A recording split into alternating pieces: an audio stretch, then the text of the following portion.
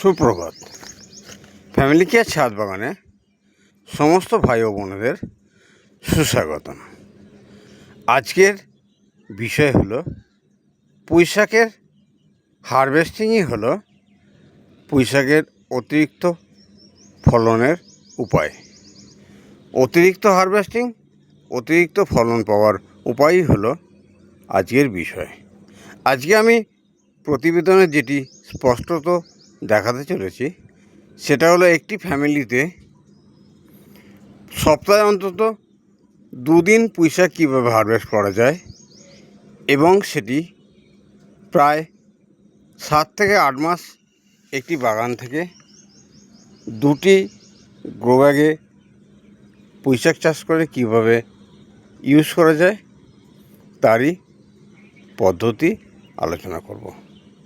আজকের প্রতিবেদনের সবচেয়ে গুরুত্বপূর্ণ বিষয় হলো আপনি অতিরিক্ত যদি পুঁইশাক হারভেস্ট করেন তাহলে অতিরিক্ত ফলন কীভাবে পাবেন।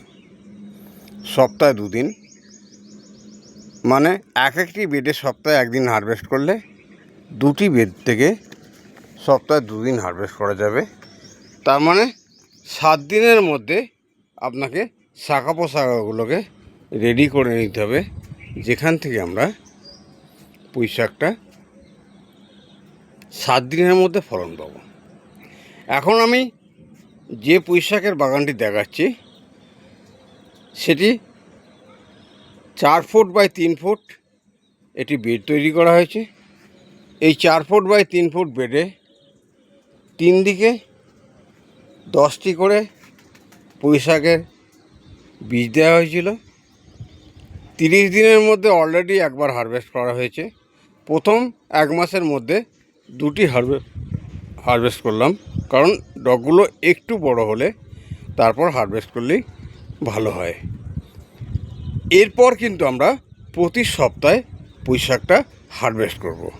কিভাবে আমরা প্রতি সপ্তাহে পুঁইশাকটা হারভেস্ট করব তারই পূর্ণাঙ্গ প্রস্তুতি এবং পূর্ণাঙ্গ বিষয়টা আজকের ভিডিওতে থাকবে। তাহলে আমরা দেখছি যে পুঁইশাকের গাছগুলি প্রচণ্ড ক্ষমতা নিয়ে বেশ লম্বায় কয়েক ফুট দীর্ঘ হয়ে উঠেছে এবং যেগুলো হারভেস্ট করার সময় হয়ে গেছে। তাহলে আমরা গাছের কোন জায়গা থেকে ডগডে হারভেস্ট করলে আবার পুনরায় ফলন পাবো সেই বিষয়টাই আজকের ভিডিওতে ক্লিয়ার করব। আমরা একটি বেডে দেখছি পুঁইশাকের যে ডগটি প্রায় 2 ফুট থেকে 3 ফুট লম্বা হয়েছে। তাহলে মেন গোড়াটা যেখানে ছিল, গোড়া থেকে অলরেডি হারভেস্ট করা হয়েছে একবার। এখন আমরা এই যে ডগটি দেখছেন এই ডগটি হারভেস্ট করব। হারভেস্টটা কোথা থেকে করব? যেখান থেকে ডগটি সৃষ্টি হয়েছে তা থেকে অন্ততপক্ষে 2টি পাতা রেখে আমরা ডগটা কাটব। তাহলে এই 2টি পাতার 2টি গোড়া থেকে শাখা প্রশাখা বেরোবার সুযোগ দিতে হবে। এরপর আমরা এই যে ডগটি আছে ঠিক একইভাবে 2টি থেকে 4টি পাতা রেখে আমরা এটা হারভেস্ট করব। তাহলে আমরা 2টি ডগ হারভেস্ট করলাম। এরপর আমরা দেখব তৃতীয় যে শাকটি আমরা হারভেস্ট করব সেটি হলো এই যে এখানে। ঠিক একইভাবে এটিও আমরা 3টে 4টে পাতা রেখে হারভেস্ট করে নেব।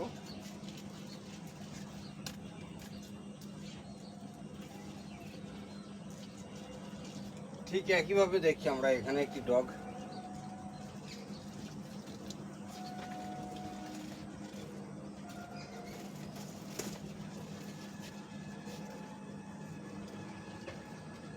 এখানে আরেকটি ডগ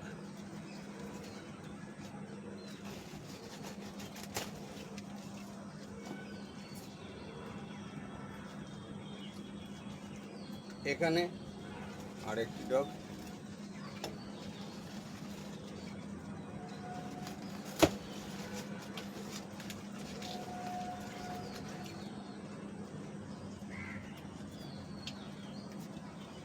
আমরা যে শাকটি হারভেস্ট করলাম একটি ফ্যামিলির সবজির জন্যে যথেষ্ট। ঠিক একইভাবে অপর যে বেডটি আছে তা থেকেও কিন্তু এতটা শাক হারভেস্ট করা যাবে। এখন দেখা যাক আজকের প্রতিবেদনের যেটি গুরুত্বপূর্ণ বিষয়, সেটি হলো এই যে শাকগুলো আমরা হারভেস্ট করলাম এবং আগামী 2-3 দিনের মধ্যে এই বেডে যে লম্বা শাখা পোশাকগুলো আছে সেগুলো হারভেস্ট করে নেব। এখন বিষয় হচ্ছে যে অতিরিক্ত হারভেস্টিংয়ে অতিরিক্ত ফলন কিভাবে পাওয়া যাবে। ঠিক 1 সপ্তাহ আগে আমরা এখান থেকে পুঁই শাকটি হারভেস্ট করেছিলাম। এখান থেকে একটি ডগ বেরিয়েছে, এখান থেকে একটি বেরিয়েছে। ঠিক এইরকম এক একটি গাছে প্রায় 5-6টি করে ডগ বেরিয়েছে। যে শাকগুলো আগের দিন হারভেস্ট করেছিলাম আমরা, সেই গাছগুলোতে অলরেডি ডগ বেরিয়ে গেছে 8-10টি করে, যেগুলো আমরা পরবর্তী 15 দিনে কাটতে পারবো।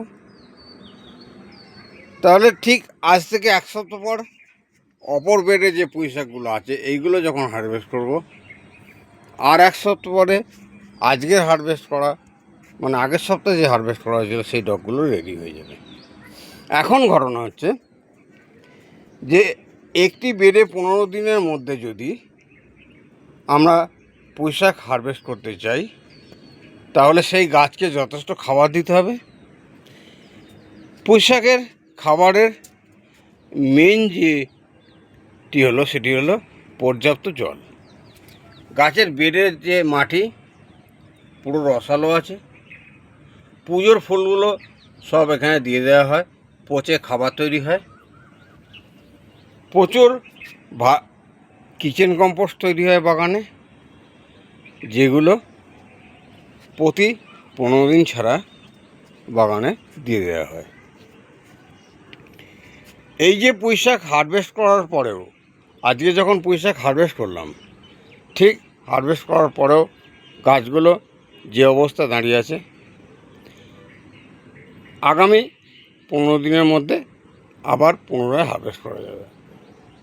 তাহলে প্রথম হারভেস্ট করেছিলাম প্রায় 25 দিনের মাথায়, দ্বিতীয় হারভেস্ট করলাম 30 দিনের মাথায়। এখন আমরা প্রতি সপ্তাহে পুঁই শাকগুলো হারভেস্ট করতে পারব। এই যে পুঁই শাক চাষের প্রযুক্তি, একটি ছাদ বাগান করে সেই বাগান থেকে প্রতি সপ্তাহে একদিন পুঁই শাক হারভেস্ট করা হলো, করে ফ্যামিলি যদি পরিচালনা করা হয়, সবচেয়ে বড় কথা অর্গানিক বেসিস শাকটা আমরা ফ্যামিলিকে পরিবেশন করতে পারব। ঠিক একইভাবে দেখুন এই বেডেরও মাটিগুলো রসালো। প্রয়োজনে শুধুমাত্র কিচেন কম্পোস্টে যদি উর্বরতা না পান, 15 দিন ছাড়া কিছু ভার্মি কম্পোস্ট দিয়ে দিতে পারেন। ভার্মি কম্পোস্ট এবং কিচেন কম্পোস্ট দিয়ে যদি অর্গানিক বেসিস আপনি আপনার বাগান রেডি করতে পারেন, তাহলে ফ্যামিলির সুস্থতা বজায় রাখার জন্য একটি ছাদ বাগান উপযুক্ত হয়ে উঠবে। যাক, আজকের প্রতিবেদনটা যদি ভালো লাগে তাহলে বন্ধুদের মধ্যে শেয়ার করুন, কারণ একটি ছাদ বাগানে শুধুমাত্র সবজি উৎপাদন করে ফ্যামিলিতে ব্যবহার করা নয়, এই সবুজ বাগান থেকে যে অক্সিজেন নির্গত হয়, সামাজিকভাবে অক্সিজেনের ব্যালেন্স আমরা কভার করতে পারব। তাই সামাজিক উন্নয়নের স্বার্থে সবুজকে ধরে রাখতে প্রতিটি ছাদে একটি করে ছাদ বাগান খুবই প্রয়োজন। একটি গাছ একটি প্রাণ, এই কথায় বিশ্বাস করে আমি ছাদ বাগান করেছিলাম। অর্গানিক ফুড ফ্যামিলিতে ইউজ করার সাথে সাথে আমরা ছাদ বাগান থেকে সামাজিক অক্সিজেনের ব্যালেন্স পরিপূর্ণতা বজায় রাখার চেষ্টা করছি। যাক, যদি আজকের প্রতিবেদন ভালো লাগে তাহলে যারা এখনও সাবস্ক্রাইব করেননি অবশ্যই সাবস্ক্রাইব করে রাখুন, কারণ ফ্যামিলি কেয়ার ছাদ বাগান থেকে প্রত্যেকটা সবজি চাষ সম্বন্ধে বিশেষ অভিজ্ঞতা দেওয়া হয়, যেখান থেকে আমরা প্রত্যেকে আমাদের নিজেদের ছাদ বাগান করতে পারি। যাওয়ার সময় একটি লাইক দিয়ে যাবেন, আর যদি আমার কোনো ভুলভ্রান্তি থাকে কমেন্টে জানাবেন, আমি সূত্রে নেব। অভিজ্ঞতার কাছে আবেদন জানাচ্ছি। নবাগত উদ্যানপ্রেমী ভাই বোনেদের বলবো, সঙ্গে থাকুন। আমরা প্রত্যেকে একটি করে ছাদ বাগান আমাদের ছাদে করি এবং অর্গানিক বেসিস সবজিগুলো আমরা হারভেস্ট করে ফ্যামিলি অতিবাহিত করি। আজকের ভিডিও আর বিশেষ দীর্ঘায়িত করব না। সমস্ত ভাই বোনেদের পুনরায় নমস্কার জানিয়ে এবং ঈশ্বরের কাছে প্রত্যেকের সুস্থতা কামনা করে আজকের ভিডিও এখানেই সমাপ্ত করলাম। নমস্কার।